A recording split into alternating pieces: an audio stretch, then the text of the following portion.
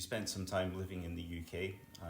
You're a consumer of all things BBC, so you'll be familiar with Mastermind. So we move on to now our specialist subject, hi-fi.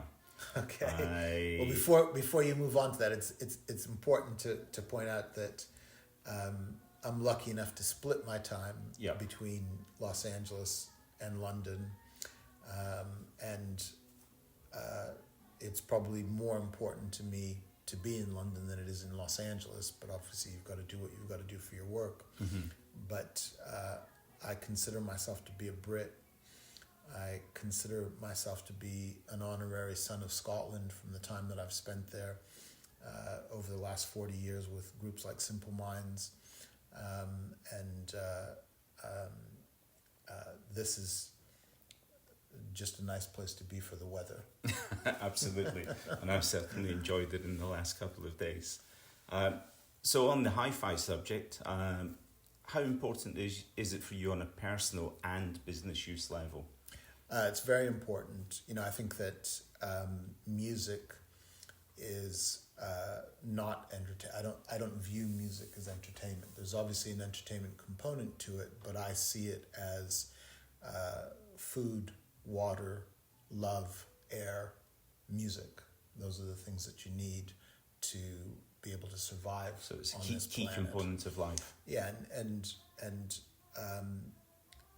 if people are living their best lives, they're doing it to a soundtrack of great music.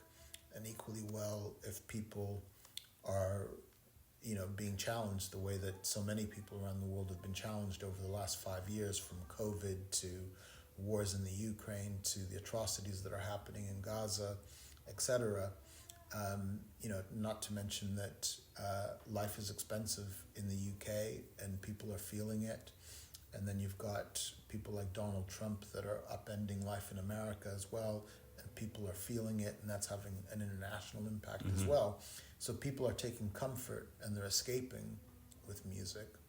And sound is important. Neil Young will be the first person to tell you how important sound is. There's a visceral,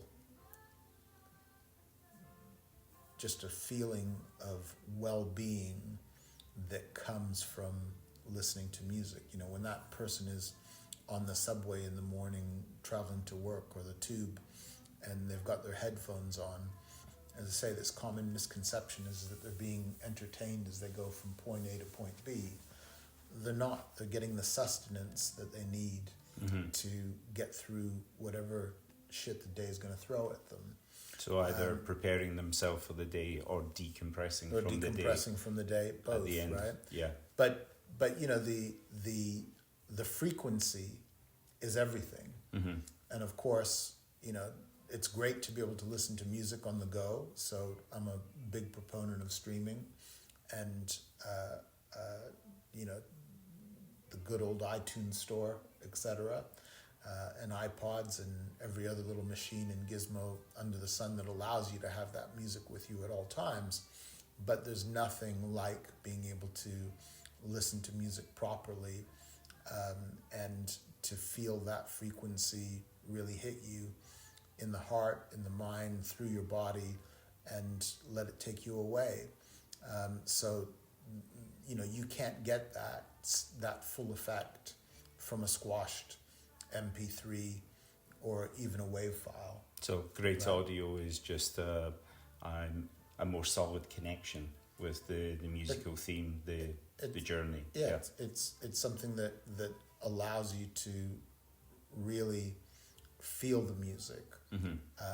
And that's what music is all about. That when you think about your favorite artist, it doesn't matter whether you're, a young boy or girl and, your favorite artist is Sabrina Carpenter at the moment, or whether your favorite artist is Neil Young or Bob Dylan, or whether your favorite artist is The Clash, or whether it's Stevie Wonder or Bob Marley, or Biggie, Tupac, it's all about an emotional connection, right? And that emotional connection is what keeps us coming back to these amazing songs that have been a part of our life. So, if you were a 14-year-old boy or girl in 1982, and you were falling in love with each other, or you thought you were falling in love with each other at age 14, and you were listening to "Sweet Dreams Are Made of This" by Eurythmics when it was on the radio, and a number one song.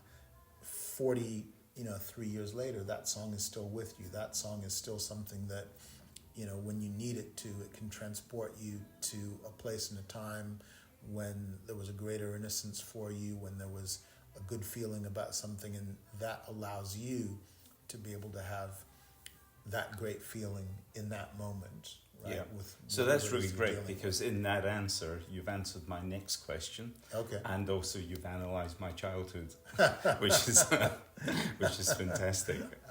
Scotland's always been very, very important to me, and there's probably no band that will ever be as special in my heart as Simple Minds, and probably no greater friends than Jim and Charlie, who really exude all of the warmth that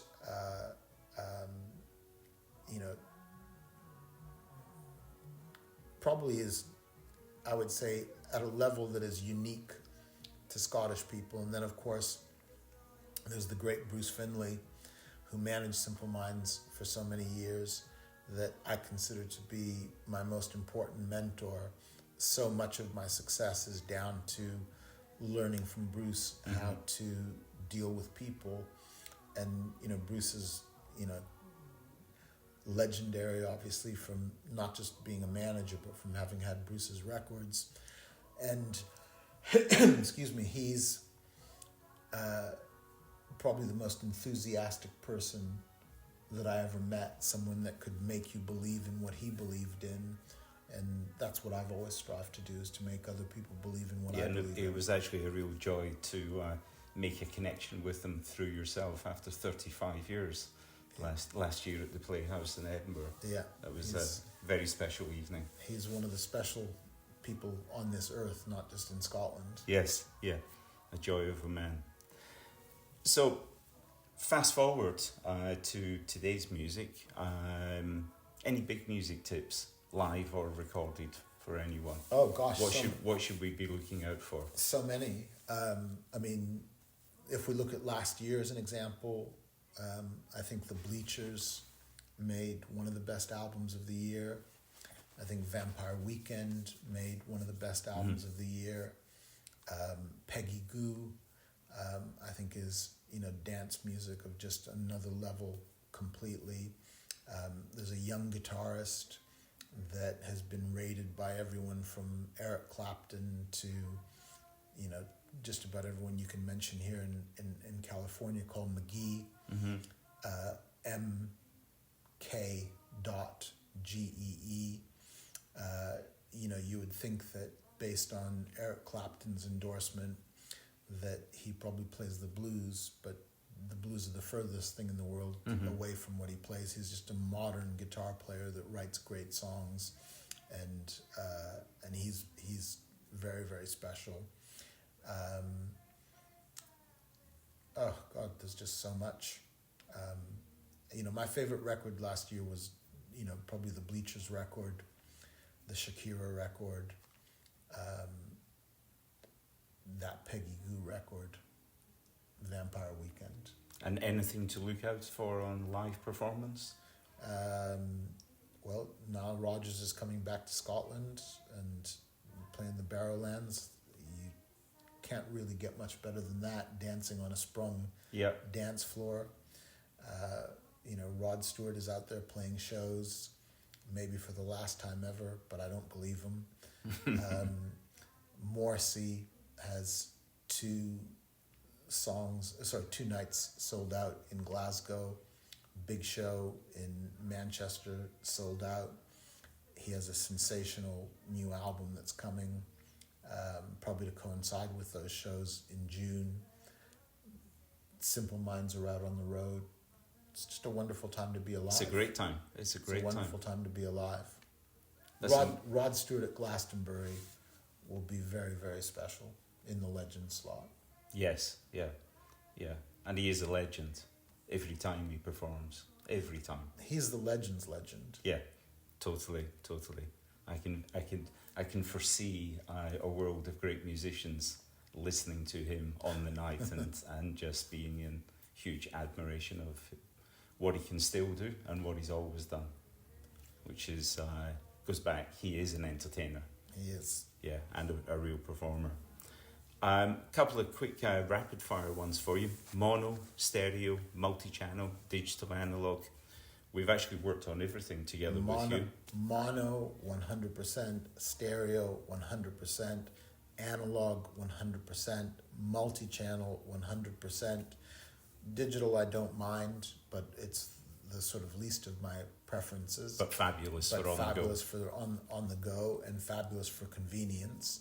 And of course, digital and streaming in particular have saved the music industry because they've made it more convenient to allow people to consume music legally and to pay for it. Mm-hmm. That's the music business has steadily grown since 2016, whereas between 2001 and 2016 it almost died because people were consuming music for free illegally. So we owe a great debt to people like Daniel Ek. There's a lot of conjecture about Spotify where people believe that Spotify is killing music and that artists and songwriters are not being paid properly. The latter is absolutely true, but that has as much to do with the record companies where there's money that's flooding into those record companies now as a result of streaming. Streaming has saved the industry. What I'm looking for in the future, of course, is much, much higher quality streaming. It's nice to see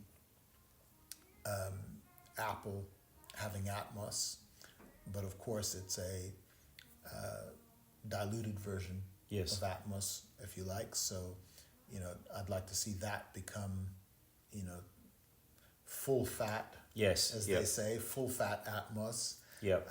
I'd like to see Spotify offering real, high resolution, full fat tiers.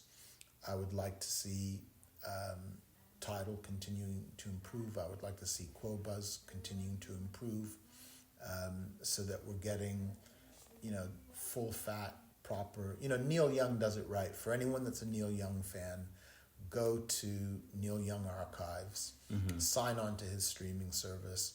For $19.99 a year, you have access to every note that Neil Young has ever recorded in the studio, live, with every artist that he's ever worked with, from Crazy Horse to Crosby, Stills, Nash & Young, and everything in between. All the films, all the albums, all the outtakes, all the live recordings, all the archives are there. That's a lot of content for the price of one album. Yeah, and it's on a yearly basis, and it's a full fat 192K, assuming that your equipment can take that, streaming service, and that's the way it should be. Fantastic. Any final words on music and life? Make it your best friend. It'll never let you down. Fantastic. Music giant, Grandad, latest edition being Little Pearl, born only a few 2 weeks weeks ago. Thanks for talking to our readers. Merck, It's a pleasure. Yeah. Thank you.